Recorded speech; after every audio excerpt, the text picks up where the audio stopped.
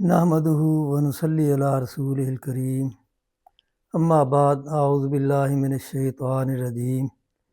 بسم اللہ الرحمن الرحیم وَإِن طَائِفَتَانِ مِنَ الْمُؤْمِنِينَ اقْتَتَلُوا فَأَصْلِحُوا بَيْنَهُمَا۔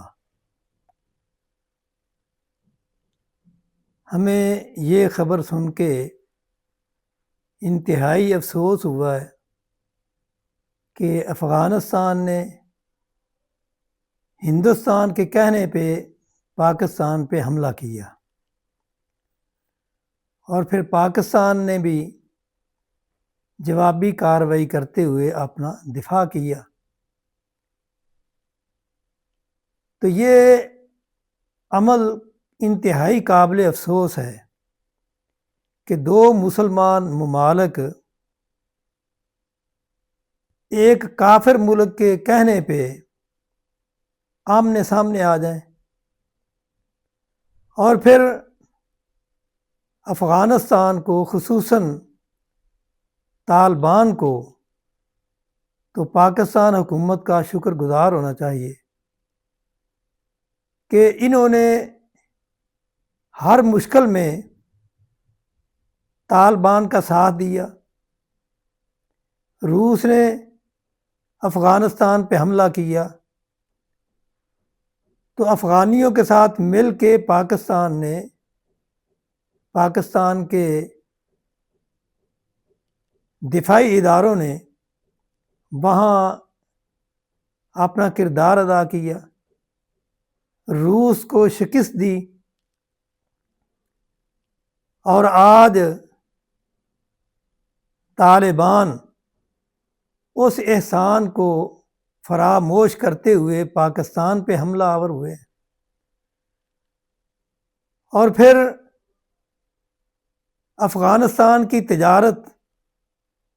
وہ پاکستان کے ذریعے ہے اور پاکستان ان سے کوئی ٹیکس بھی نہیں لیتا۔ نیٹو نے اگر افغانستان پہ حملہ کیا تو وہاں بھی خفیہ طور پہ پاکستان نے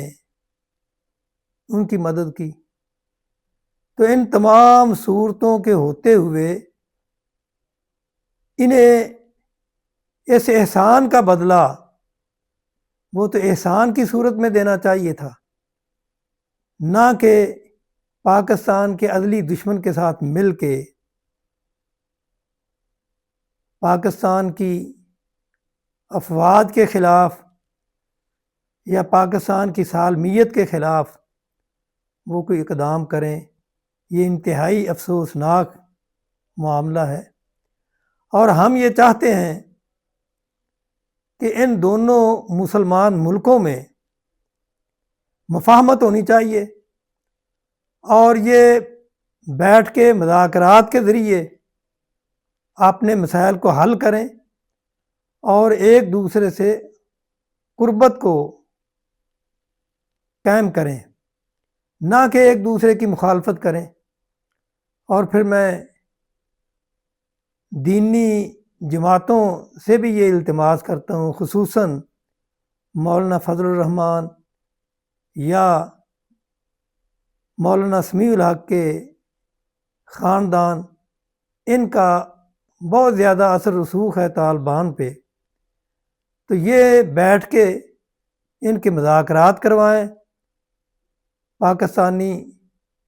دفاعی اداروں کے ساتھ، پاکستان حکومت کے ساتھ۔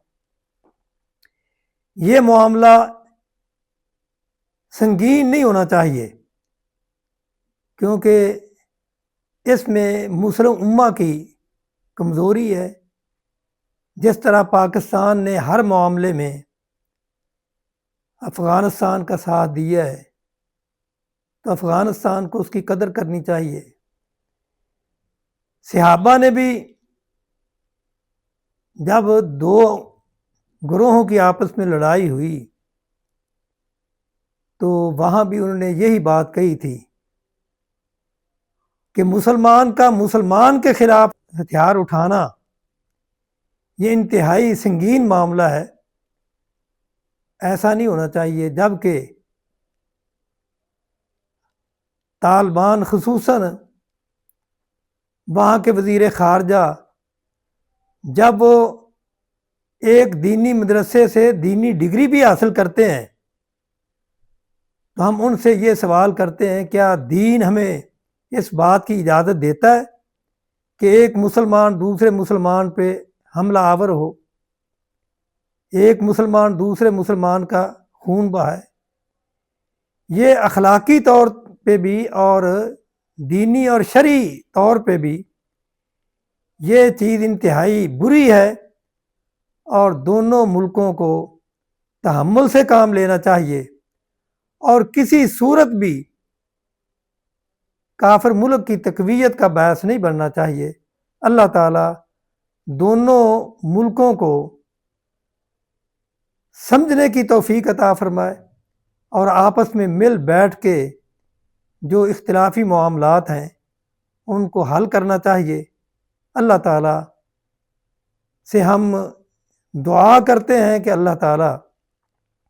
یہ جو ایک دوسرے کے خلاف اٹھے ہیں اس معاملے کو اللہ تعالیٰ حل کروائے اور ان کے دلوں میں یہ چیز بٹھائے کہ مسلمان کو مسلمان سے لڑنا یہ کسی طرح بھی زیب نہیں دیتا۔ اللہ تعالیٰ افغان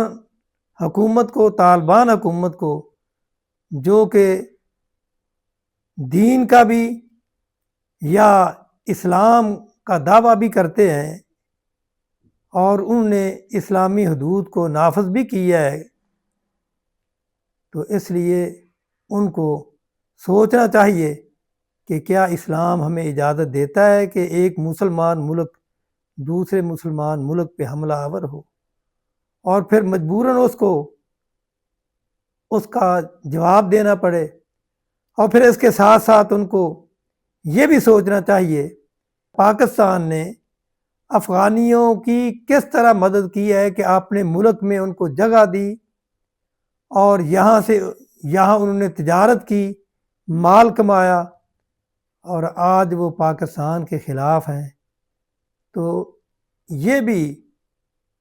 کسی طرح اخلاقی طور پہ بھی جائز نہیں ہے کہ جس پلیٹ میں کھایا جائے، جس سے فائدہ حاصل کیا جائے، اسی کے خلاف سازشیں کی جائے۔ اللہ تعالیٰ سب کو سمجھنے کی توفیق عطا فرمائے۔ وآخر دعوانا الحمدللہ رب العالمین۔